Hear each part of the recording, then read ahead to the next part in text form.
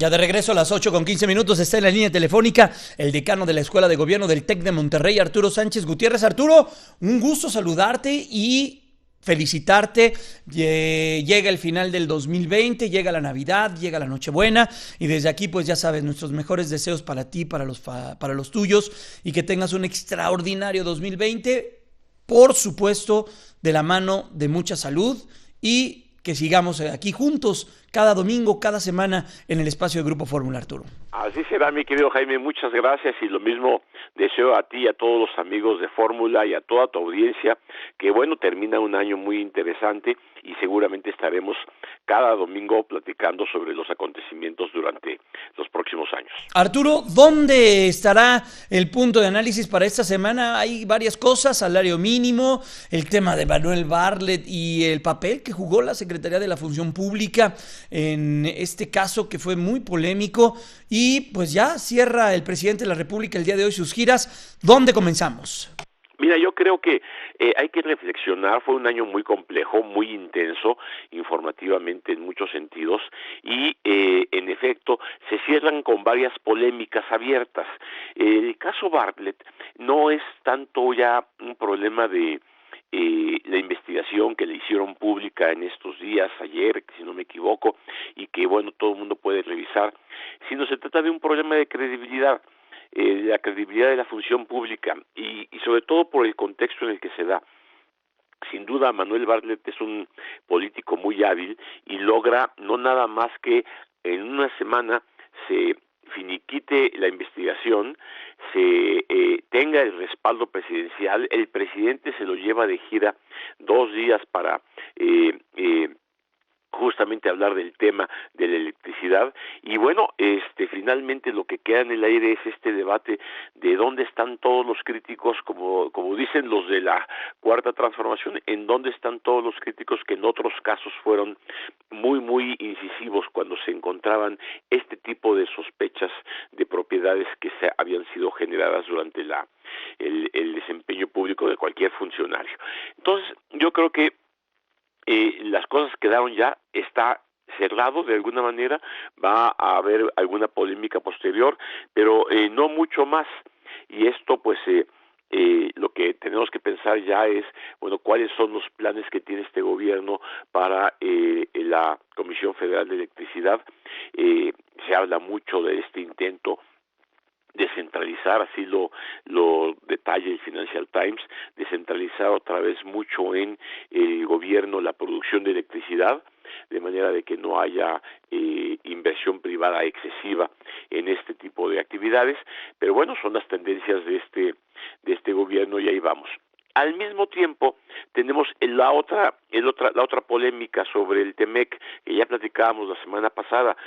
Pues sí, finalmente se obtuvo un acuerdo, se obtuvo lo mejor que se pudo, al parecer los inspectores laborales pues estarán y no estarán, Estados Unidos se compromete a no invadir nuestra soberanía, pero al mismo tiempo es evidente que va a haber una presencia y una revisión en temas importantes. Creo que Mari Carmen Cortesa fue muy clara en los diversos espacios que ella tiene en Fórmula para decir, era mejor tener un acuerdo como este que no tener ningún acuerdo. Aquí lo que importa es que se abre un nuevo debate. Ok, se acaba la incertidumbre, falta que Canadá firme, pero bueno, ahí vamos, se acaba la incertidumbre, pero eso no necesariamente significa que en automático haya una nueva inversión privada y que se genere un gran crecimiento. Entonces, pues tenemos TEMEC, muy bien, termina bien el año en ese sentido, pero al mismo tiempo está toda esta polémica de hasta dónde cedimos de más y hasta dónde, bueno, pues era mejor ceder que no tener absolutamente nada. Y el otro tema que mencionas a mí me parece muy importante, el de los salarios mínimos. Mira, yo sí creo que este es una política clara del presidente, sí creo que desde el aumento que se dio el año pasado de 16%, ahora un 20%, sí significa una recuperación real del salario de los trabajadores. Y eso, bueno, pues es una política que sí es muy consistente, pero sobre todo, Jaime, por la forma en la que se construyó el acuerdo. A mí lo que más me gustó del dato más allá que fuera 20 o que fuera menos o que fuera más, que todos los sectores involucrados estuvieron de acuerdo, la parte laboral, la parte sindical, la parte de los empresarios sobre todo, y que todos salieron a aplaudir la medida. Creo que es muy importante reconocer que cuando se construyen los acuerdos en el contexto de un diálogo y un escucharse mutuamente todos, se pueden llegar a soluciones muy claras. Fíjate, hay un debate muy claro en relación con aumentar los salarios mínimos. Uno de los temores más frecuentes es que al aumentar el salario, le das más dinero a la gente para poder gastar, en consecuencia pues va y se incrementa la demanda y en consecuencia pueden subir los precios. Esto es una lógica muy natural de los economistas. Bueno, el hecho es que el año pasado aumentaron los salarios 16% y no tuvimos un crecimiento importante de la inflación. Entonces yo creo que la apuesta gubernamental y el acuerdo construido en ese sentido pues es en beneficio de la gente, y eso sí, muy claramente, directamente a su salario, que significa más salario, en consecuencia más prestaciones sociales, en consecuencia una mejor situación económica. Y bueno, así termina el año con este y otros elementos importantes, y empezará un año también complejo. Déjame presumirte un poco la parte electoral. ¿Sí? Es un año en donde tendremos tenemos ya un debate muy abierto. El primero es si habrá o no reforma electoral antes de mayo del 2020, porque como tú sabes, si quieres hacer una reforma electoral antes de que empiece el proceso electoral, tiene que hacerse con 90 días de anticipación. Así que tendría que estar lista la reforma para finales de mayo del año que entra, y hay muchos temas abiertos, el mismo del financiamiento público a los partidos, que ya se abrió, esta idea que tienen de hacer rotativa la presidencia del INE y demás, pero en el camino está resolver el caso Bonilla para ver si en efecto se extiende o no el gobierno del señor Bonilla en Baja California. En el mismo periodo estará la aprobación o no de nuevos partidos políticos por parte del INE, donde pues hay varios grupos que quieren tener un nuevo partido y serán los actores en el 2021, y también tendremos elecciones, esas sí ya más claras, en Hidalgo, en los ayuntamientos de Hidalgo y en Coahuila. El Congreso de Coahuila se renueva, y sobre todo que en septiembre empieza el proceso electoral para renovar la Cámara de Diputados, que será pues muy importante. Oye, Arturo, en ese sentido, los diputados de esta legislatura ya pueden reelegirse, ¿verdad? Sí, en efecto, ya se pueden reelegir, y eso quiere decir que los partidos tendrían que volverlos a postular. ¿Y pueden hacer campaña? Sí, desde luego, lo único que tienen que hacer es decidir, si hacen campaña, pues tienen que cuidar mucho no hacerlo o retirarse de el puesto de diputado 6 meses antes.